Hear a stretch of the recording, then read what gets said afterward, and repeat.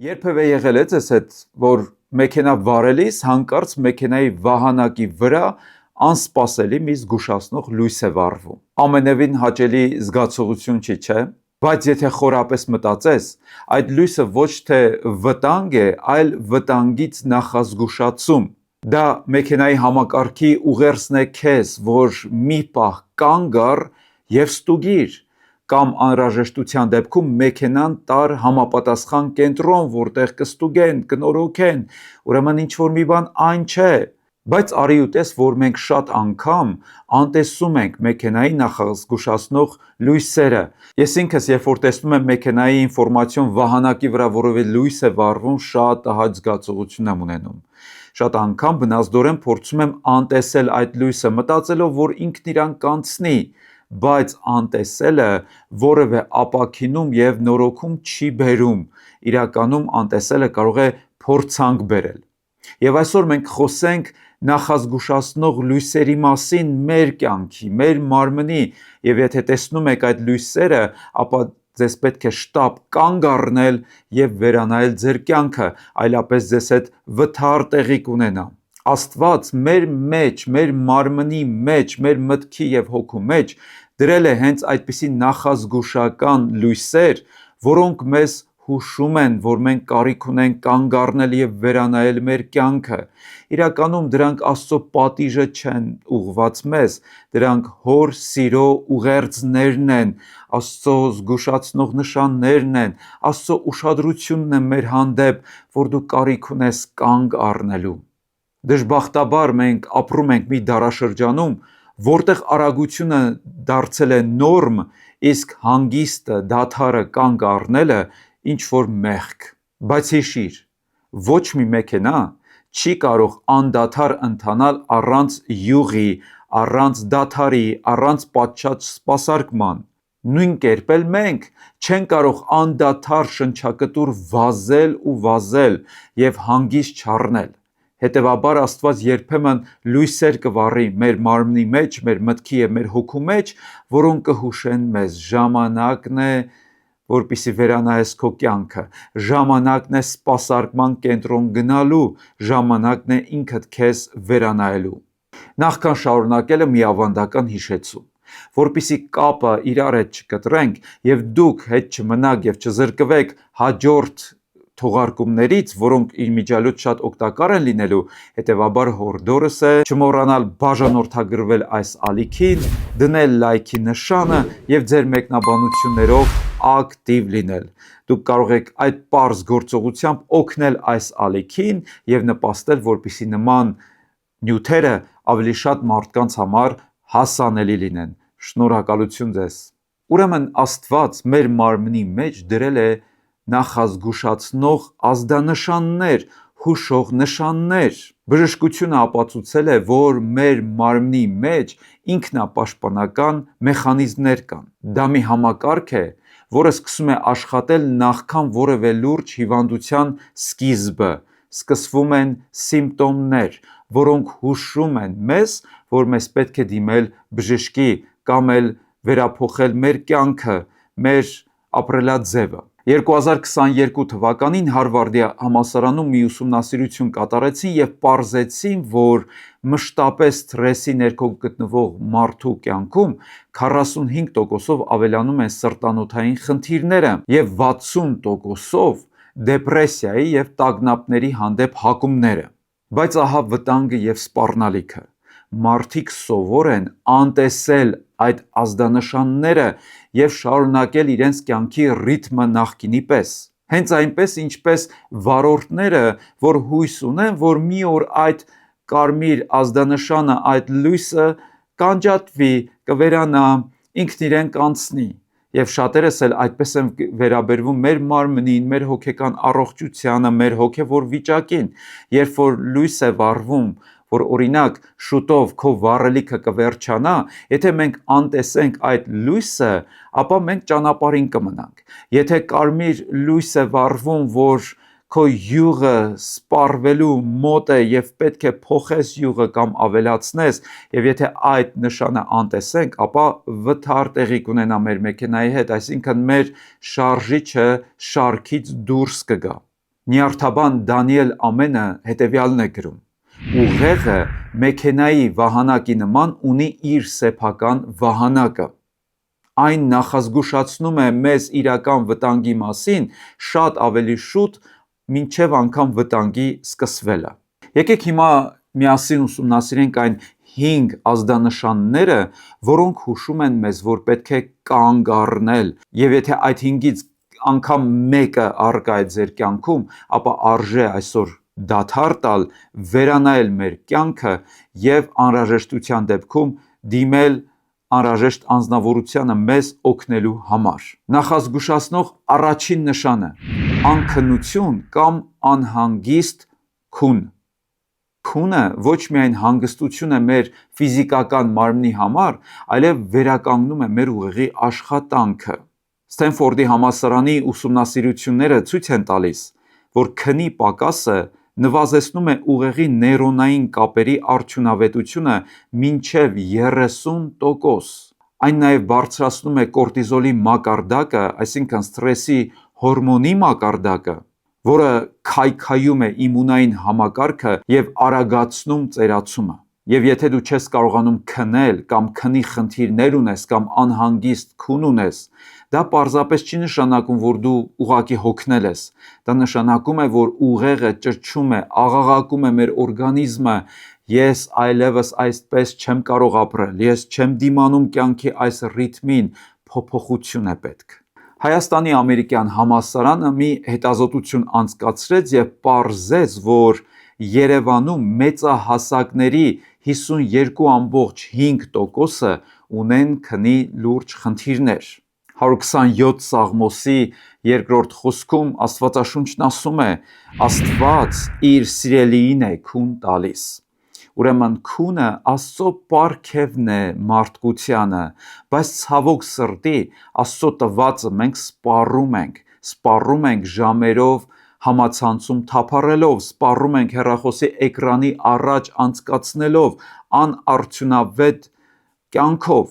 եւ հետագայում բողոքում ենք քնի պակասից։ Ուրեմն Աստված մեզ տալիս է քնելու հնարավորություն, բայց մենք չենք օգտվում այդ հնարավորությունից,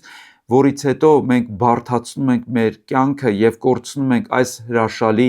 պարգևը։ Ուրեմն եթե քունդ կորցրել ես, դա նշանակում է, որ նաև խաղաղությունդ ես կորցրել եւ առողջությունդ կորցնելու մեծ սպառնալիքի առաջ ես։ Դա առաջին ազդանշանն է,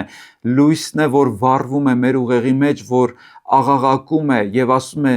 դու կարիք ունես վերանայել քո կյանքը, փոխիր կյանքիդ ռիթմը, այլապես դու վթարի կենթարկվես։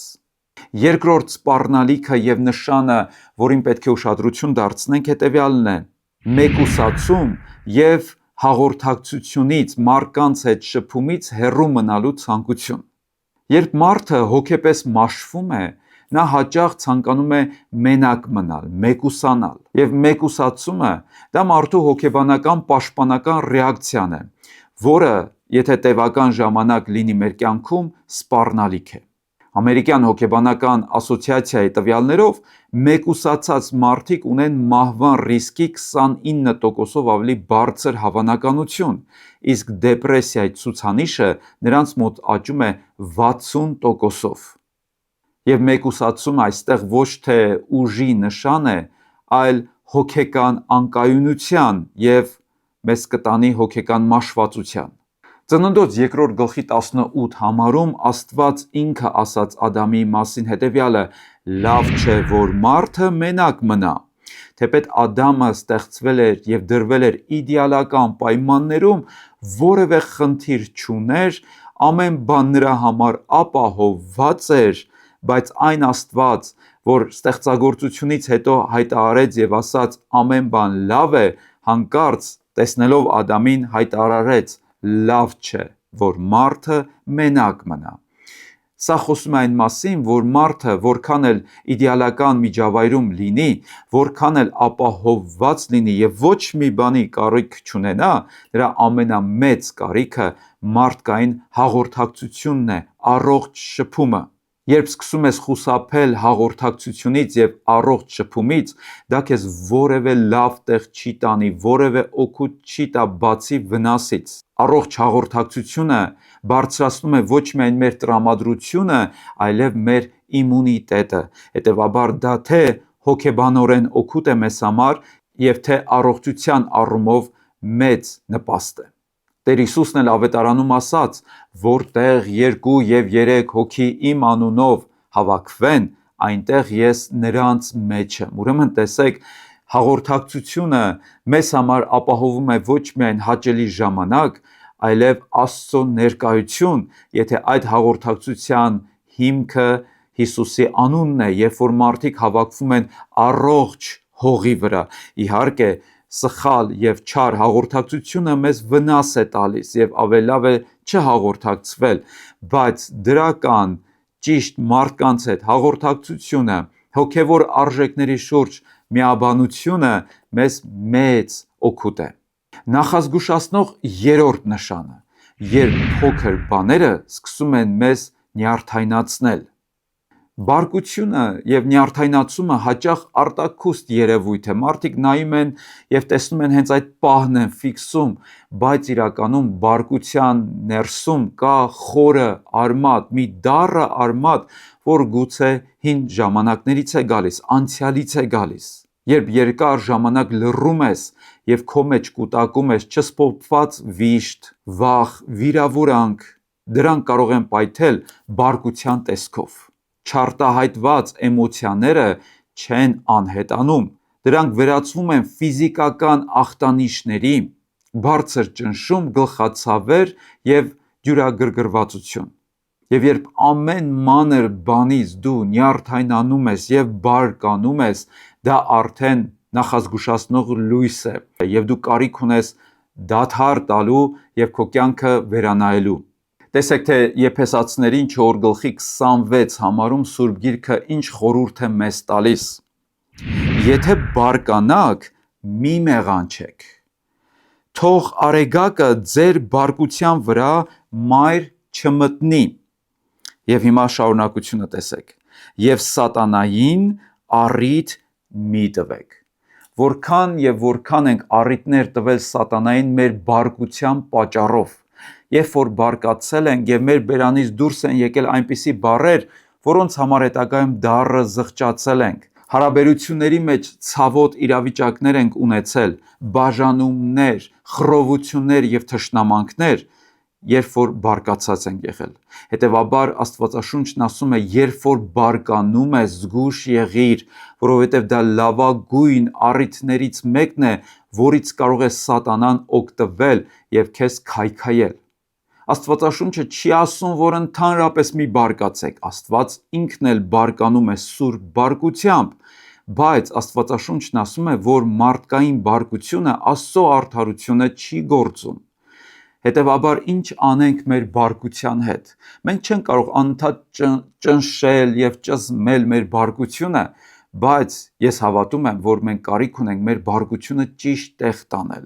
Օրինակ Սաղմոսների գրքում մենք տեսնում ենք, որ շատ սաղմոսերքուներ, սաղմոսների հեղինակներ իրենց բարկությունը ճիշտ տեղ էին տանում։ Նրանք չէին ճզմում, նրանք չէին ճնշում, նրանք այն արտահայտում էին Աստծո ներկայության մեջ։ Հետևաբար դու կարող ես բարկանալ, բայց լավ կլինի, որ քո բարկությունը առաջինը տանես Աստծո ներկայության մեջ, կիսվես Աստծո հետ, արտահայտվես նրա առաջ եւ նա քեզ կհանգստացնի։ Չորրորդ նախազգուշացնող նշանը, որին մենք պետք է անպայման ուշադրություն դարձնենք, հետեւյալն է. անբացատրելի ֆիզիկական ցավեր։ Քո մարմինը երբեմն խոսում է այնտեղ, որտեղ քո բերանը լուռ է։ Դա կոչվում է սոմատիզացիա։ Գիտականորեն ապացուցված է, որ ֆիզիկական ցավերի մոտ 70%-ը կարող են հոգեկան ապրումների արդյունք լինել։ Օրինակ պարանոցի լարում, գլխացավեր,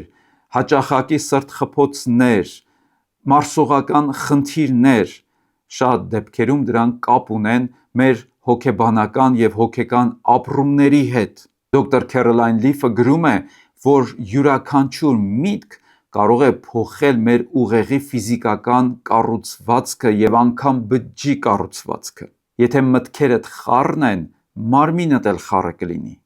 Բայց իրականում այս ցավերը Աստծո կողմից պատիժ չեն, դրանք մեր հուշարարներն են։ Ես գիտեմ մի հարազատ անձնավորության, որը կորցրեց իր կնոջը քաղցկեղի պատճառով, եւ նա դառնապես խոստովանում էր, որ կարող էին փրկել իր կնոջը, եթե ժամանակին բացահայտեին այդ հիվանդությունը, բայց չկարողացան դա անել, որովհետև հիվանդությունը որևէ սիմպտոմ չուներ, որևէ ձև չէր արտահայտվում, եւ մինչև նրանք դա բացահայտեցին, արդեն ուշ էր, հիվանդությունը բուժման ենթակա չէր։ Եվ իմ ծանոթը խոստովանում է եւ ասում է, որ այս պարագայում ցավը մեր լավագույն ընկերը եւ հուշարարը կլիներ, բայց քանի որ ցավ չկար, մենք էլ անտեղյակ էինք նման իրավիճակից եւ շատ ուշացանք։ Հետևաբար ցավերը մեր թշնամիները չեն, դրանք մեր հուշարարներն են, որոնք մեզ օգնում են վերանայել մեր կյանքը եւ ինչու՞ չէ փրկել նաեւ մեր կյանքն ու առողջությունը։ Եթե այս սիմպտոմներից որևէ մեկը առկա է ձեր կյանքում, ապա կիսվեք մեկնաբանության մեջ։ Ես խոստանում եմ կարդալ եւ հնարավորության դեպքում արձագանքել ձեզ։ Եվ եթե այս նյութերը ձեզ համար օգտակար են, նորից ուզում եմ հիշեցնել, չմոռանաք դնել լայքի նշանը եւ բաժանորդագրվել այս ալիքին, որ նման նյութերը շատ ավելի մեծ լսարանի համար հասանելի լինեն եւ դրանով շատ մարդկանց օգտակար լինեն։ Շնորհակալ եմ համագործակցության համար։ Իսկ հիմա անդրադառնանք 5-րդ նշանին։ Այս հաղորդման շրջանակներում իհարկե նշանները շատ են, բայց այսօր ես 5-ով կսահմանափակվեմ։ Եվ 5-րդ նշանը հետևյալն է. աղոթքի ցանկության եւ ոգեշնչման բացակայություն։ Երբ այլևս չես ուզում խոսել Աստծո հետ կամ կարդալ Աստծո խոսքը, դա լավ նշան չէ։ Դա նշան է այն բանի, որ քո կյանքում սպառնալիք կա, վտանգ կա առջևում։ Տեր Հիսուսն էլ ասաց. աղոթք արեք, որ փորձության մեջ չհայտնվեք։ Իսկ աղոթքի բացակայությունը արդեն մեծագույն փորձություն է մեզ համար։ Դա նույնն է, որ սարքը կա, բայց Wi-Fi կապը չկա։ Այսինքն ամեն բան կարծես տեղում է, համակարգիչը տեղում է, բայց այն չի կարողանում միանալ համաշխարհային ցանցին եւ օգտակար ինֆորմացիա կորզել։ Դա նույնն է նաեւ հոգեվոր կյանքում։ Երբ դու կաս, բայց կապը կտրված է երկնքի հետ, դու Աստծուն չես լսում։ Եվ այս պարագայում Աստծո լռությունը նշանակում է, որ մարդը դադարել է լսել եւ ոչ թե Աստված է դադարել խոսել։ Եվ եթե կորցրել ես աղոթքի ցանկությունը, դա չի նշանակում, որ Աստված էլ կորցրել է քեզ հետ հաղորդակցվելու ցանկությունը։ Դա նշանակում է, որ Աստված սպասում է, որ աղոթքի կանգնես եւ վերականգնես քո կապը Աստծո հետ։ Բժիշկները, հոգեբանները, գիտնականները ապացուցել են, որ աղոթքը լավագույն հոգեթերապիան է։ Երբ որ դու աղոթում ես, բժշկվում է ոչ միայն քո հոգին, այլև քո միտքը եւ ինչու՞ չէ նաեւ քո մարմինը։ Հիմա խոսենք վերջում այն մասին, թե ինչպես վառվել, երբ լույսերը վառվել են։ Ինչ անել այդ ժամանակ։ Առաջին, կանգ առ, դադար տուր։ Երբ մեքենայի որևէ լույս վառվում է, հուշող ազդանշան է լինում, դա նշան է, որ դու երկար չես կարող այդպես ճանապարհ գնալ։ Վթարի կենթարկվես, մեքենան կփչանա։ Հետևաբար կանգ առ եւ վերանայիր քո կյանքը։ Երկրորդ, հարցրու ինքդ քեզ. իսկ ինչ է հուշում ինձ այս նշանը։ Քննիր, խորհիր, մտածիր, Աստված քեզ բաներ է հուշում, Աստված քեզ ինֆորմացիա է ուղարկում, նշաններ է տալիս, ազդակներ է տալիս, որ վերանայես քեզ։ Մի խուսափիր այդ նշաններից, մի փորձիր դրանք անջատել տալ։ Այդ նշանները անջատելով քո խնդիրը չի վերանա։ Երրորդ, խոստովանիր, արի Աստծո առաջ խոստովանությամբ եւ ընդունիր, որ հոգնել ես, ընդունիր, որ կարիք ունես փոփոխության, կարիք ունես կյանքի վերանայման։ Չորրորդ, վերագտիր քո կյանքի ռիթմը։ Նախկին ռիթմով դու երկար չես կարող ընթանալ։ Ընդհանրապես այս խելակորույս աշխարհում, երբ բոլորը շտապում են, անհասկանալի է թե ուր, դու կարիք ունես դադար տալու, շունչ քաշելու, առանձնանալու մի պահ, անջատելու հեռախոսը, անջատելու կապի միջոցները և թույլ տալու, որ քո ուղեղը հանգստանա, մարմինը հանգստանա։ Շատերը այսօր վազում են փողի հետևից, բայց հետո գալիս է ժամանակը, երբ վազում են առողջության հետևից։ Իրականում դուք փող միշտ կարող եք աշխատել, բայց առողջություն միշտ չէ, որ կարող եք վերագտնել։ Եվ վերջին 5-րդ, գտեք այն մարդուն, ով կարող է ձեզ ճիշտ խորհուրդ տալ, ով կարող է աղոթել ձեզ համար։ Անգամ գտեք ճիշտ բժիշկի, ով կարող է ճիշտ խորհուրդներով ձեզ ուղղորդել, որպեսզի վերանայեք եւ վերագտնեք ձեր առողջությունը։ Ուրեմն այսօր, եթե այս 5 նշաններից գոնե մեկը առկա է քո կյանքում, մի անտեսիր։ Մի մտածիր, որ եթե վառորդի նման բանալին դնես մեքենայի մեջ եւ մեքենան միացնես շարժիչը, հույս կունենաս, որ այդ լույսը կմարի։ Ոչ։ Վերանայիր քեզ, տար քեզ Աստծո ներկայության մեջ եւ եթե անհրաժեշտ է դիմիր ճիշտ անձնավորության։ Մատթեոս ավետարանի 11:28 խոսքում Տեր Հիսուսն ասաց. «Ինձ մոտ եկեք բոլոր հոգնածներ եւ բեռնավորվածներ»։ Եթե հոգնել ես եւ բեռնավորված ես եւ զգում ես, որ քո մեջ ուժեղ լարվածություն կա, մի փոքր բանից նյարդայնանում ես, դա լավագույն ազդակն է, որ պետք է վերադառնաս Հիսուսի մոտ, որովհետեւ միայն նա է, որ կարող է քեզ ճշմարիտ հանգիստ պարգևել։ Այսօր հազարավոր եւ միլիոնավոր մարդիկ հանգստյան տներում են։ Իրենց մարմինները մի պահ հանգստանում են, բայց իրենց հոգիները խռովության մեջ են։ Միայն Տեր Հիսուս Քրիստոսն է, որ կարող է հոգնածին կատարյալ հանգստություն եւ խաղաղություն տալ։ Իսկ մենք ինչ կարող ենք իրար հետ անել նախքան իրարից բաժանվելը, իհարկե աղոթել։ Ուրեմն եկեք աղոթենք։ Տեր, շնորհակալ եմ իմ կյանքում եղած քո նախազգուշացնող լույսերի համար։ Շնորհակալ եմ անգամ հուշող ցավերի համար, որոնք ինձ դրդում են մտածել, վերանայել իմ կյանքը։ Եվ շնորհակալ եմ քեզ համար, որ գրկաբաց ինձ հրավիրում ես քո ներկայության մեջ։ Եվ այո, ես խոստովանում եմ, որ այս նշաններից կան իմ կյանքում։ Խոստովանում եմ, որ ես հոգնած եմ, որ ես հանգստի կարիք ունեմ։